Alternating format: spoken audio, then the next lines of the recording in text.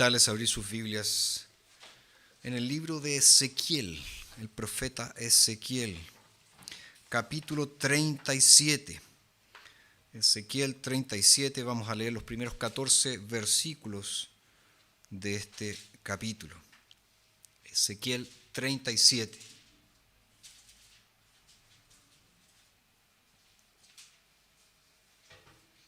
Escuchemos atentamente la palabra del Señor.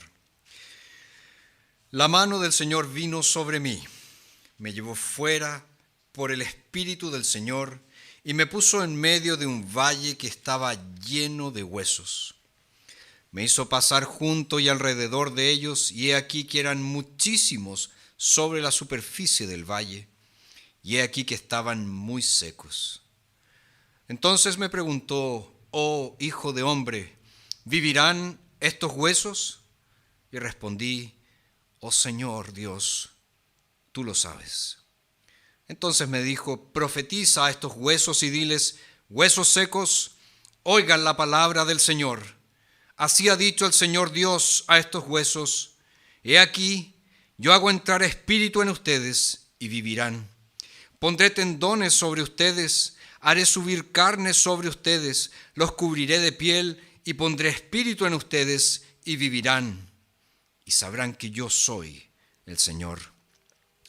Profeticé pues como se me ordenó, y mientras yo profetizaba hubo un ruido, y he aquí un temblor, y los huesos se juntaron, cada hueso con su hueso.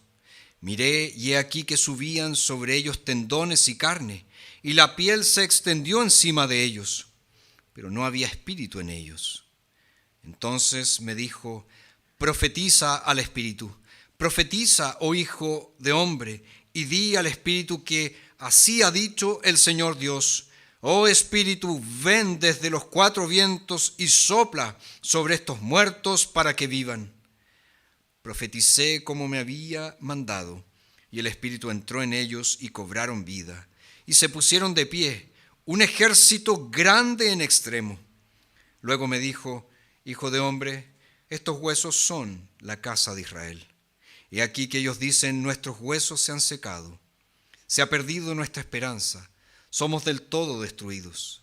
Por tanto, profetiza y diles que así ha dicho el Señor Dios: he aquí, oh pueblo mío, yo abriré sus sepulcros, los haré subir de sus sepulcros y los traeré a la tierra de Israel. Y sabrán que yo soy el Señor, cuando yo abra sus sepulcros y los haga subir de sus sepulcros, oh pueblo mío. Pondré mi espíritu en ustedes y vivirán. Los colocaré en su propia tierra y sabrán que yo, el Señor, lo dije y lo hice, dice el Señor. Hoy iniciamos esta nueva serie de sermones titulada En búsqueda del avivamiento. ¿Y cuál es nuestra propuesta? Es analizar bíblicamente lo que es el avivamiento para que de esa forma podamos captar la urgente necesidad que tenemos de uno. El término avivamiento parece que sigue siendo popular en muchas iglesias evangélicas a lo largo de nuestro país. El problema no está en el término avivamiento, sino más bien en la comprensión de lo que significa el avivamiento. Mucho se ha escrito, mucho se ha dicho acerca del avivamiento, sin embargo, parece que aún no entendemos bien lo que es. De hecho, un autor llamado Ian Murray, él señala que parte de la explicación de esta falta de comprensión acerca de lo que es el avivamiento radica en el hecho de que el término, al igual que muchas otras palabras, ha cambiado su uso con el correr de los años. En un principio se consideraba como una época de gran interés religioso. En otras se consideraba como un derramamiento especial del Espíritu de Dios. Y en otra, como una serie de reuniones especiales o cultos de avivamiento. Ahora, frente a esa confusión, Algunos han considerado que debemos dejar de lado el término, principalmente porque no se trata de una expresión bíblica. Pero el punto no está en si lo retenemos o si lo desechamos, sino más bien en lo que es el avivamiento. Eso es lo que realmente interesa. Ahora, si ustedes buscan en un diccionario, van a encontrar que avivar en español significa dar viveza, significa reanimar, implica encender o hacer que algo arda más. En inglés, ellos utilizan la palabra revival, que significa avivar. Y por lo general, para ellos, implica volver a la vida cuando ésta ha declinado. Y por tanto, para ellos el avivamiento acontecería cuando una iglesia ha decaído espiritualmente. Esa sería entonces la dinámica clásica para ellos del avivamiento. Un despertar de la iglesia que sigue a una época de decaimiento. Pero ¿cuál es el problema con esa descripción o con ese entendimiento? Adolece de una falla. ¿Cuál es esa falla? En muchas ocasiones los avivamientos dieron inicio a una iglesia. Como por ejemplo fue el caso del misionero David Brainerd con los indígenas en Norteamérica en 1745. O también sucedió con los metodistas en Oceanía en el siglo XIX. Y si nosotros nos acordamos bien, fue el caso de la iglesia del Nuevo Testamento luego de la venida del Espíritu Santo en Pentecostés. Entonces, ¿qué es el avivamiento?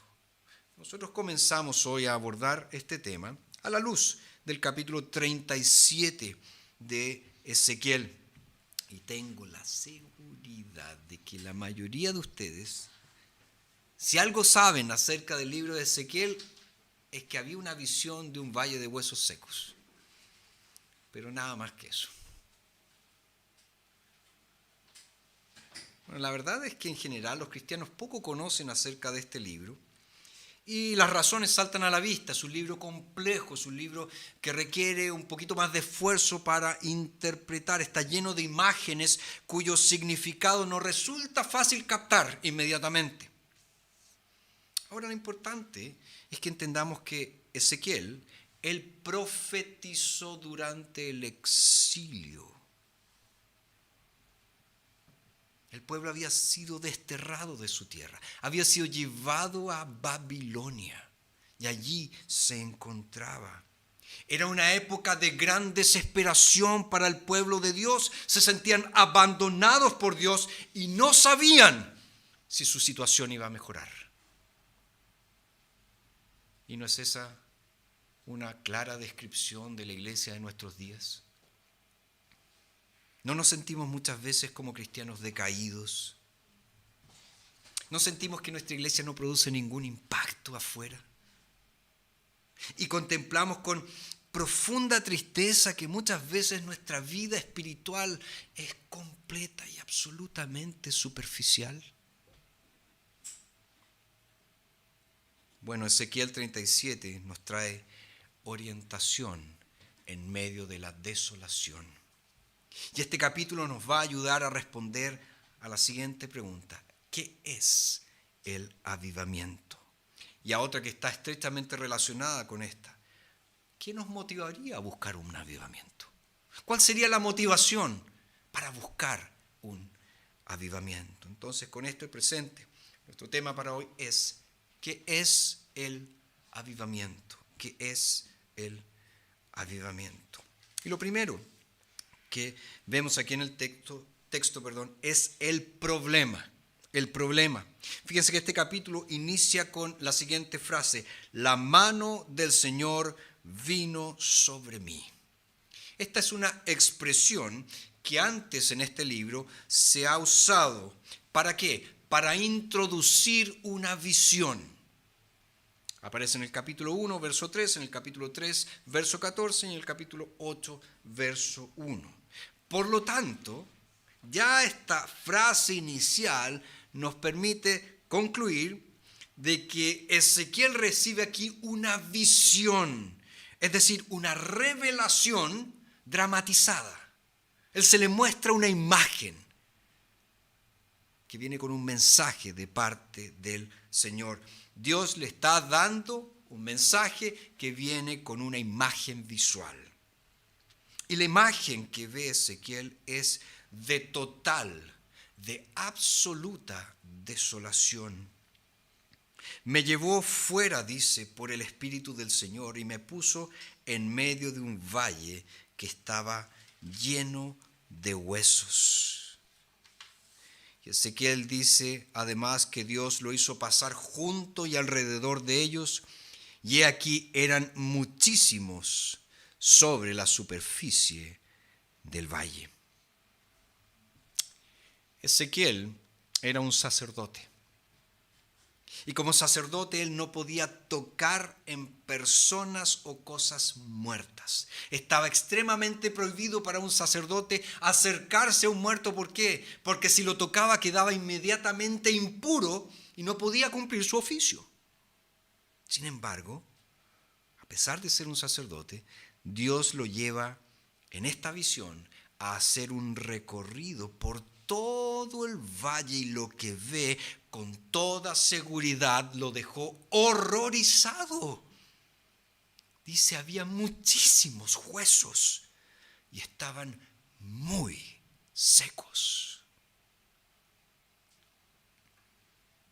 De esta descripción nos damos inmediatamente cuenta que no se trata de una imagen o de una visión posterior a una batalla.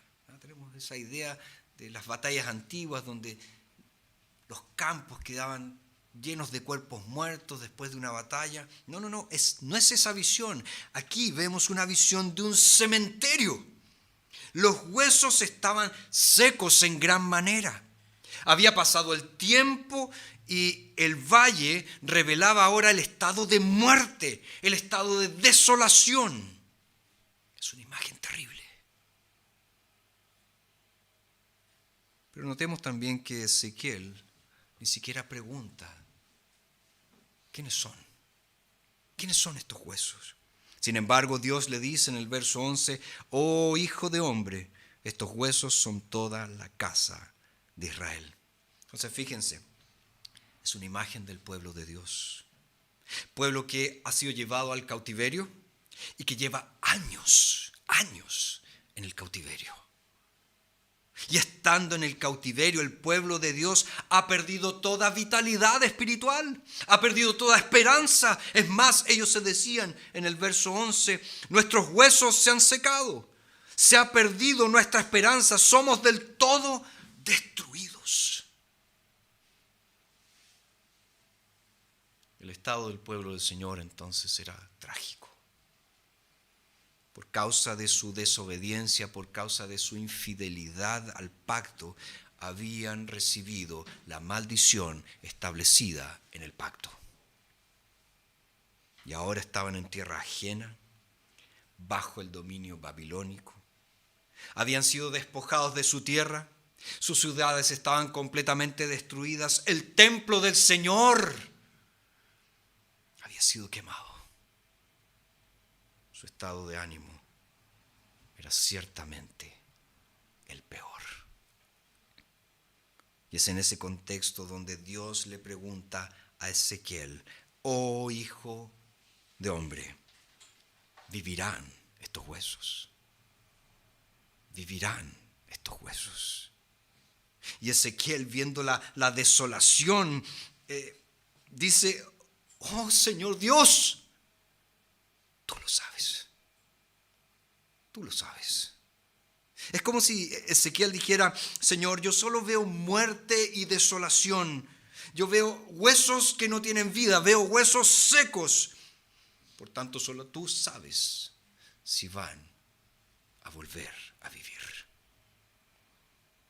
Ahora, ¿por qué el Señor le hace esta pregunta a Ezequiel?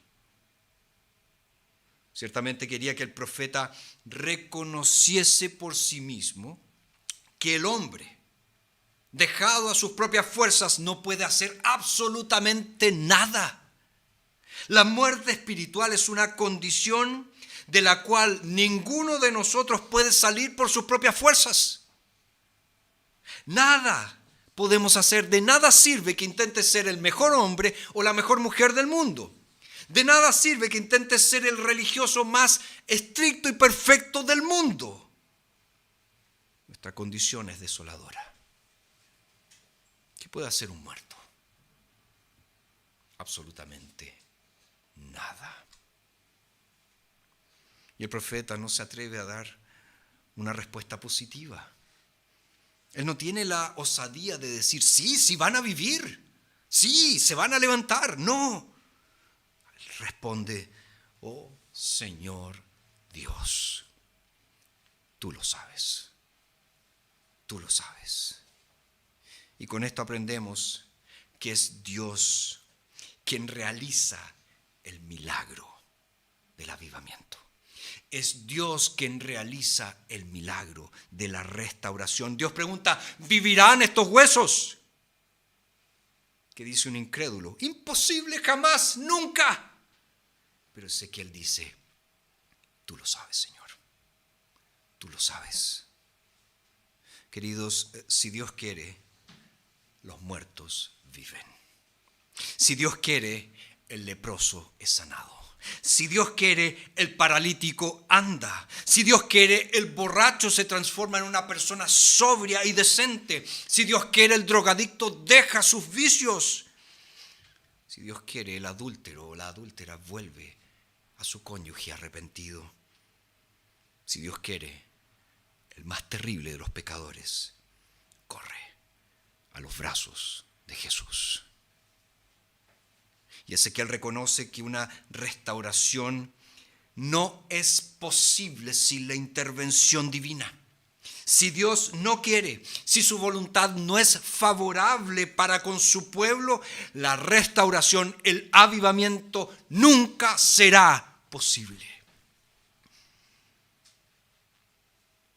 Ezequiel está viendo aquí los resultados de la desobediencia, los frutos de la rebeldía. La imagen que Ezequiel ve aquí no es una imagen de una simple enfermedad. Es más grave aún, es una imagen de muerte. Ve a un pueblo destruido, ve a un pueblo sin esperanza, ve a un pueblo muerto. Y la condición de Israel en aquellos días es similar a la condición espiritual de muchos cristianos hoy, o de aquellos que se dicen cristianos hoy. ¿A qué me refiero? Hay ausencia absoluta de vitalidad espiritual. Hay ausencia absoluta de entusiasmo por las cosas del Señor. No hay deleite por estar en la casa de Dios. Es solo cumplir un requisito, solo cumplir una forma, solo venir a la iglesia. Hay falta de alegría de estar en la casa de Dios. Hay falta de deleite en la oración. Hay falta de comunión con Dios. Una persona muerta espiritualmente no tiene sed de Dios. No tiene placer en la lectura de la Biblia. Para esa persona muerta espiritualmente, el culto público es una fomedad, es una lata. Una persona muerta espiritualmente es insensible. Dios habla, la persona no escucha. Dios llama y la persona no se aproxima. Es sorda, es ciega espiritualmente.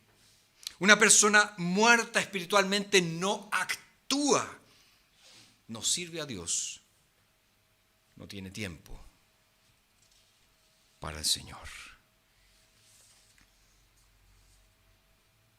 El problema es grande y el problema es grave. No lo minimicemos. No pensemos que el problema es falta de compromiso de la gente hoy en día, falta de pasión. No, es mucho más grave que eso. Si la iglesia hoy está como está, si vemos a la iglesia hoy no crecer, mira tu vida. ¿Cómo está tu vida?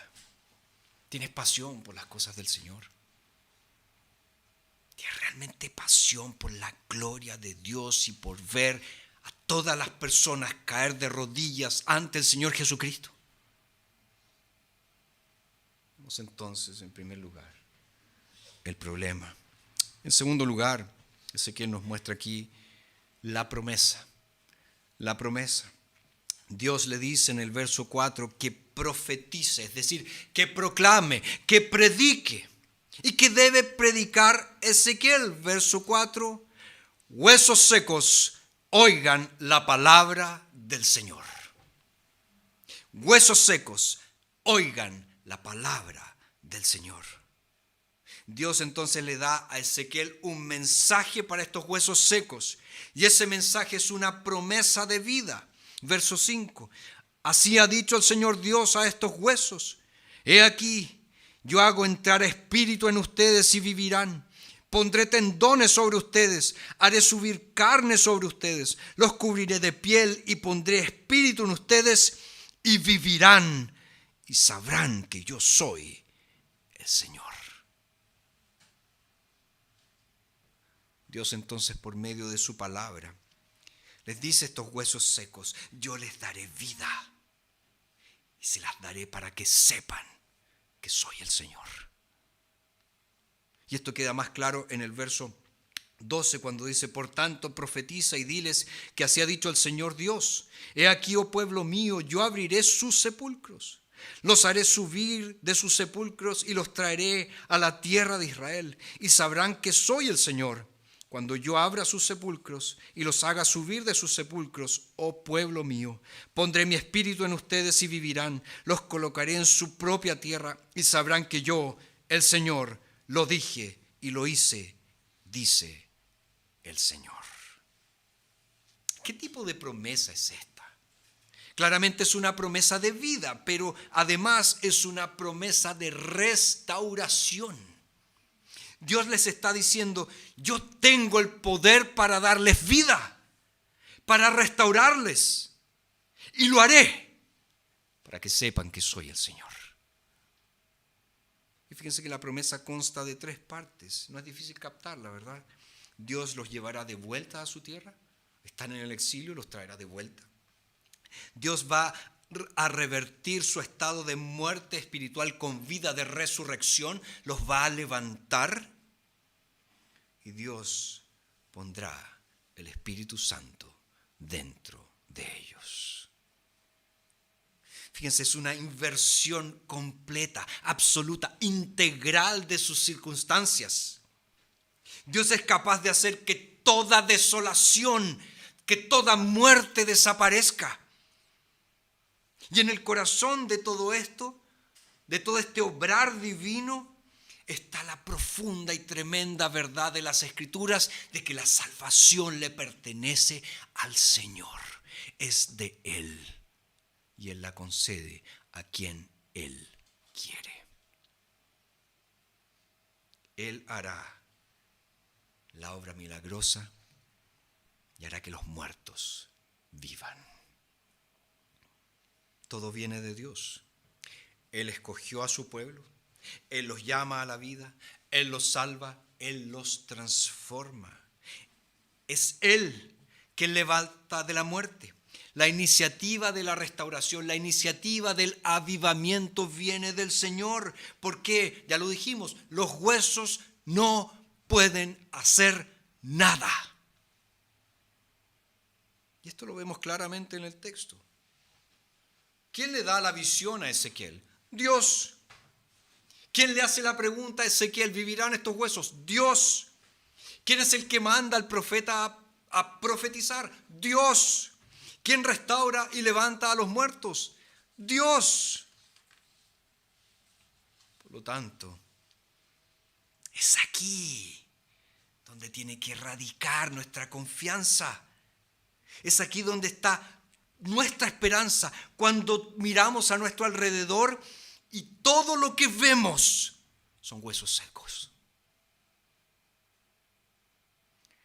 el Dios de misericordia, declara en el versículo 14 una promesa maravillosa. Y es aquí donde tiene que estar anclada nuestra esperanza. Y qué gran ancla para la fe es esta. Lo dije y lo hice. Lo dije y lo hice, dice el Señor. Queridos, el éxito en la obra evangélica, el progreso de la gran comisión que Cristo nos ha confiado, no es el resultado de la estrategia, no es el resultado de la capacidad humana, es obra de Dios. El avivamiento es obra de Dios. Lo dije y lo hice, dice el Señor. Tenemos entonces el problema, la promesa y finalmente el paradigma que Dios usa. Y hemos visto el estado de desolación, hemos visto la promesa que Dios hace.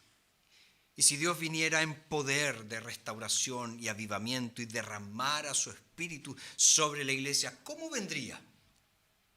¿Cómo llegaría el avivamiento? Miremos nuevamente los versos 4 al 10. Entonces me dijo: profetiza a estos huesos y diles: huesos secos, oigan la palabra del Señor. Así ha dicho el Señor Dios a estos huesos: he aquí, yo hago entrar espíritu en ustedes y vivirán. Pondré tendones sobre ustedes, haré subir carne sobre ustedes, los cubriré de piel y pondré espíritu en ustedes y vivirán y sabrán que yo soy el Señor.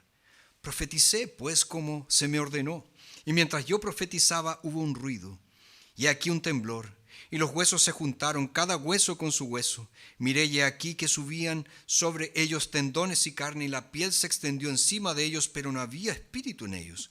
Entonces me dijo: profetiza al espíritu, profetiza, oh hijo de hombre, y di al espíritu que así ha dicho el Señor Dios. Oh espíritu, ven desde los cuatro vientos y sopla sobre estos huesos muertos para que vivan. Profeticé como me había mandado, y el espíritu entró en ellos y cobraron vida, y se pusieron de pie, un ejército grande en extremo. ¿Puedes imaginar algo más insignificante, algo más inútil para reanimar restos óseos que esto? ¿A qué me refiero? El verso 4 dice: profetiza a estos huesos secos y diles: huesos secos, oigan la palabra de Dios. Ese es el plan. Ezequiel, ponte en medio de este valle de huesos secos y predica tu mejor sermón. Ridículo. Es un hecho de la anatomía que nuestros oídos tienen huesitos, ¿verdad? El oído medio tiene 3 huesitos. Pero también es un hecho de que un cráneo no tiene oídos. ¿Han visto un cráneo con orejas? No hay. Seco. Está seco. Anda y predica a esos huesos secos, Ezequiel, dijo Dios. ¿Cómo se habrá sentido Ezequiel al oír eso? ¿Habrá predicado estos huesos secos con pasión, con urgencia? No lo sabemos. Pero sí sabemos que él obedeció la voz del Señor. Y aquí tenemos una escena que nos parece como una película de terror. Los huesos dispersos empiezan a moverse, comienzan a juntarse unos con otros, aparecen tendones, aparece carne y finalmente piel, simplemente porque la palabra fue predicada.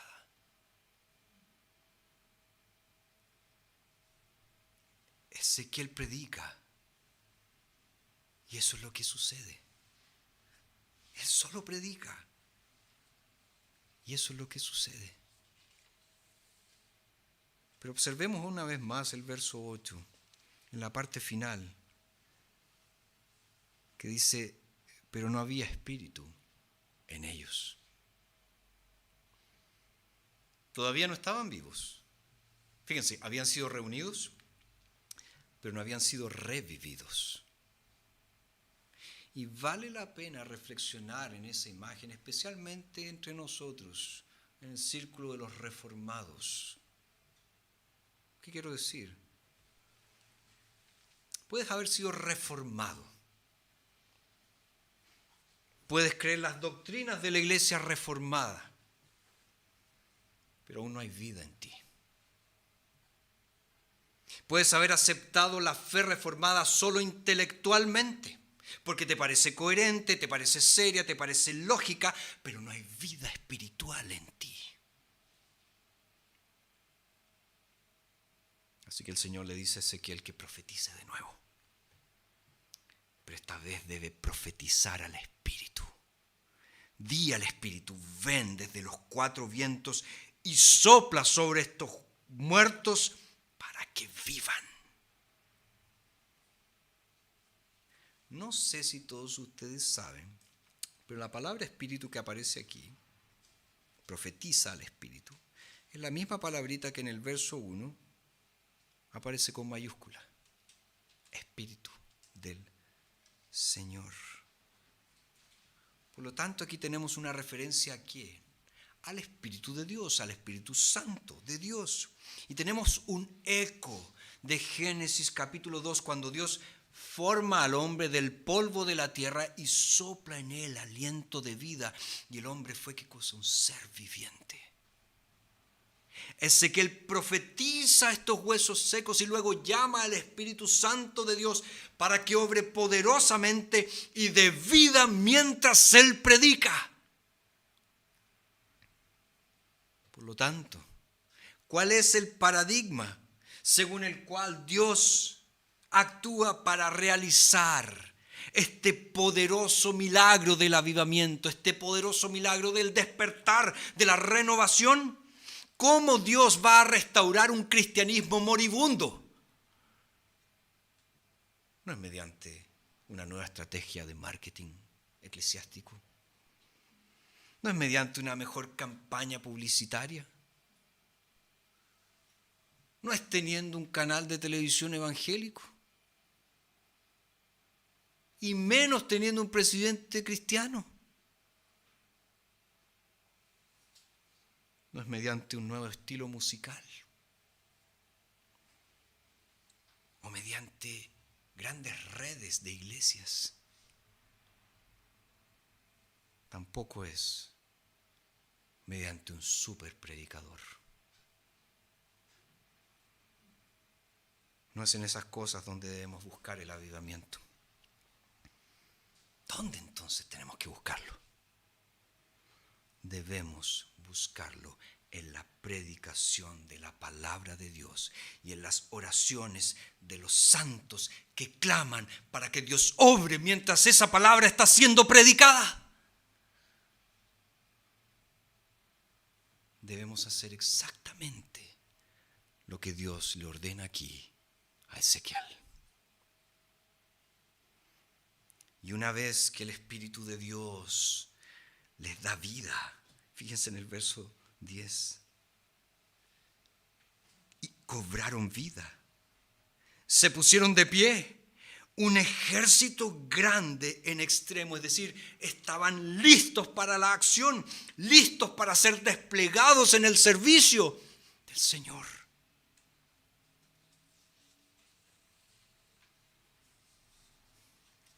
Queridos, debemos pararnos en el valle de huesos secos que nos rodea y debemos predicar a los muertos que no pueden oír. Y debemos decirle a esos muertos, esos huesos muertos que están allá afuera: ¡vive!